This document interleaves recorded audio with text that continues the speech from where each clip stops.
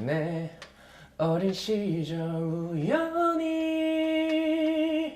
들었던 믿지 못할 한마디. 반갑습니다.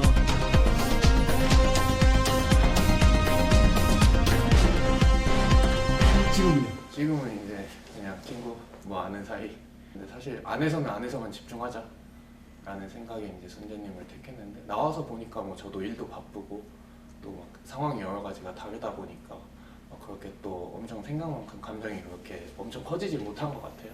공연거실 같은 데서 이렇게 쓰러져 계셨었잖아요. 네. 그때 어떤 상태였습니까? 그때 약간 이제 좀 사건이 어떻게 보면 일어나고, 이제 사실 제 잘못이죠. 이제 제가 막 그렇게 소통을 제대로 못했으니까 상대한테 오해를 사고, 여러 가지 좀 복잡한 감정, 뭐 옛날 이런 생각들도 나고, 내가 여기서 되게 열심히 하고 뭔가 잘해보려고 했는데 뭔가 나의 실수 때문에 다 안 된 것 같고, 그래가지고 그런 좀 감정들이 되게 몰려와서 좀 이렇게 울컥한 상황에서 좀 이렇게 감정을 추스리고자 약간 좀 그렇게 진정하고 있던 상황이었던 것 같아요. 눈 감고.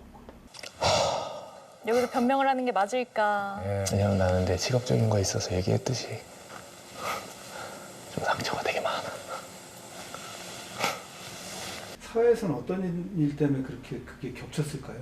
그게 뭐 특별하게 어떤 큰 사건 하나만은 아닌 것 같아요. 그냥 살아오면서 나는 항상 뭔가 진심으로 임하고 솔직하게 임하고 했는데, 그게 사회생활을 하다 보면은 어떻게 보면 언어가 다르다 보니까 서로 의미하고자 하는 게 다르다 보니까 오해를 받고, 그걸로 인해서 내 진심과는 다르게 뭔가 그렇게 어떻게 보면 또 불이익을 볼 때도 있고, 상대한테 상처를 줘서 이제 뭐 그렇게 상황이 악화될 때도 있고, 그런 이제 뭐 크고 작은 일들이 여러 개 많이 이제 저는 쌓여왔던 거고, 그 중에서 이제 가장 컸던 게 이제 어떻게 보면 저는 공직 생활 때의 일들이었던 거죠. 그냥 그 공직 생활 전체가. 악성 유튜브라든지 네. 악의적으로 비난을 하는 유튜브 콘텐츠라든지 네. 댓글이라든지 이런 것을 어떻게 대처하시나요? 안 봅니다. 그러니까 뭐 대처까지가 아니라 저는 제가 멘탈이 강하지 않다는 걸 알고 있어요. 그렇게. 오히려 네, 저는 제가 멘탈이 강하지 않아요. 뭐 그렇게 막 엄청 대단한 사람처럼, 뭐 위인들처럼 뭐 내가 어떤 고난과 역경을 다 이겨낸다 이런 멘탈이 아니란 걸 알고 있고, 그냥 평범한 일반인이란 걸 알고 있기 때문에 당연히 누구나 자기 욕을 하면은 기분이 나쁘죠. 그게 그냥 지나가는 모르는 사람이 하더라도. 보진 않는데 이제 주위에서 뭐 이런 사실관계나 이런 그냥 제목 같은 건 들려오는데, 거기서 아예 안 보는 이유가 그냥 모든 게 근거 없는 이제 루머 혹은 주장이더라고요. 아예 근거가 없는. 사실 그래서 이거를 뭐 그런 말 있잖아요. 이제 뭐 선동은 한 줄의 문장이면 충분하나 그것을 반박하기 위해서는 수많은 자료와 시간이 필요하다. 제가 굳이 그 근거 없는 어떻게 보면 루머나 자료를 반박하기 위해서 내 소중한 시간을 써야 하나?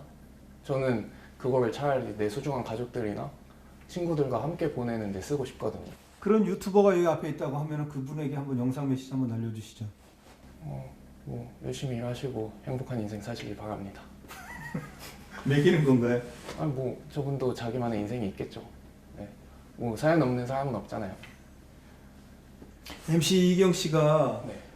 일론 머스크 같은 사람이라고 멘트를 했었거든요. 그 방송 진짜요? 보셨습니까? 못 봤어요. 언제 쪽 방송이에요? 언제 저번 주 건가?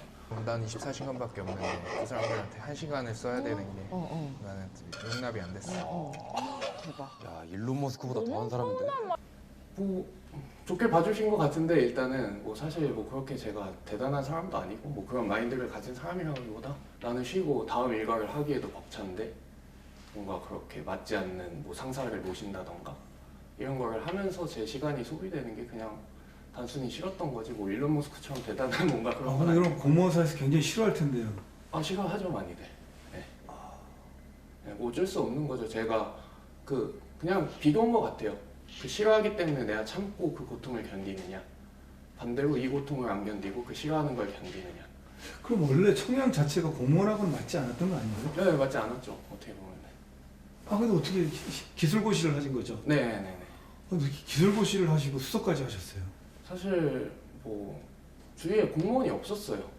이제 뭐 어떻게 보면 멘토 역할을 해줄 만한, 근거리에 뭐 친척이라든지 아니면 뭐 근거리에 친한 선배라든지, 사실 그런 게 뭔가 있고 그들의 삶을 좀 지켜보고 미리 얘기를 들어봤다면은 저도 조금 더 고민을 해봤을 텐데 사실 전혀 뭘 하는 직업인지 모른 채 그냥 단순히 그냥 그 고시라는 시험을 본다. 그냥 그거 하나만 알고 아 그럼 시험 공부 열심히 하면 될 수 있겠구나. 그냥 너무 어린 마음에 선택을 한 거죠. 잘 알아보지 않고. 그냥 들어오기 전에도 후에도 지금 똑같은데 그냥 저는 되게 단순해요. 오늘 봤어도 다음번에 또 보고 싶은 사람이어야 되고 그리고 이제 내적으로 얘기하면은 뭔가 저의 일적인 부분에서 어쨌든 좀 완벽하게 다 모든 걸 이해하고 믿어주진 못하더라도 좀 이렇게 이해는 해줄 수 있는 사람 어느 정도? 왜냐면 이게 사실 그냥 일반인들이 보기에는 안정적인 직장을 때려치고 불안정적인 직장으로 간 것 자체가 사실 그렇게 정상적인 놈은 아니잖아요. 리스크도 크고 결혼 상대로서 사실 이제 그런 리스크 어떻게 보면은 뭐 도박꾼이라고 볼 수도 있잖아요. 갬블성이 있는. 근데 그런 부분에 있어서 제 그런 직업에 관한 가치관을 좀 믿어주거나 이해해줄 수 있는 분이 저는 제일 좋은 것 같아요. 어떻게 보면 굉장히 냉철한 네네. 이성적 판단에 의해서 행동을 하신 건데 네. 이것이 다른 사람들이 받아들이기에 좀 힘들었던 부분이 있잖아요. 네네네. 그러면은 이런 성향은 어떻게 보면 공무원에 제일 잘 맞는 사람 아닌가요? 그런가요? 근데 공무원이 사실 뭐 저도 공무원이란 집단이 워낙 크기 때문에 사실 뭐 이렇게 딱 하나로 정의할 수는 저는 없다고 생각을 하고 냉철한 그러니까 네. 너도 A라는 문제를 풀게 하고 B라는 똑같은 문제를 풀게 네. 해서 정확한 객관적인 데이터를 주고 네. 나는 그 아웃풋을 보겠다라고 말씀하신 거잖아요. 그쵸. 그러고 이제 제 감정을 따르는 거죠. 왜냐하면 이거는 수학 문제가 아니니까 결국 연애니까요. 피셋 보셨죠? 네, 피셋 봤죠. 피셋은 잘했죠. 다만 피셋이 공무원 실무는 아니니까요. 그런 차이인 거죠. 그런 문제를 내신 거잖아요. 문제 언어 영역 논리 뭐가 있습니까? 언어랑 이제 자료 그리고 상황 판단 이렇게 세 개. 그 세 개는 똑같습니다. 수석이면 만점 거의 받으셨나요? 수석은 2차인 거고 피셋은 한 90 초반대. 네, 합격선이 70점 정도 아니에요? 뭐 기술고시는 70점 정도 커트가 보통. 논리가 옳다고만은 생각은 하지 않아서요. 저도 이제 논리는 어쨌든 무언가 객관적인 문제를 풀 때 필요한 거지. 사실 사람 간의 일이나 관계나 대화는 논리만으로 되는 건 아니잖아요. 뭔가 더 배우게 된 것 같아요. 어쨌든 제가 그렇게 함으로써 제 나름대로는 다 똑같이 미리 전달을 해서 왜냐면 저는 최대한의 그거였거든요. 이 솔로나라에서 어쨌든 다양한 사람을 알아보는데 그걸 사전에 솔직하게 얘기해야 오히려 더 이제 상대가 뭐 미리 알고 대처를 할 수 있겠다라는 마음에서 어떻게 보면 똑같이 이렇게 대하고 얘기를 했던 건데 오히려 그게 더 오해를 사고 상대한테 상처를 줄 수 있다는 것도 저는 몰랐었으니까. 왜냐면 사실 그 차이가 컸던 것 같아요. 제가 남자고 뭐 사실 뭐 그렇게 연애 경험이 많지도 않고 어떻게 보면 찐따였으니까 선택하는 입장에 서본 적이 없어요. 그러니까 어떻게 보면은 이렇게 뭐 3명이나 이렇게 선택하는 입장 혹은 정리하는 입장.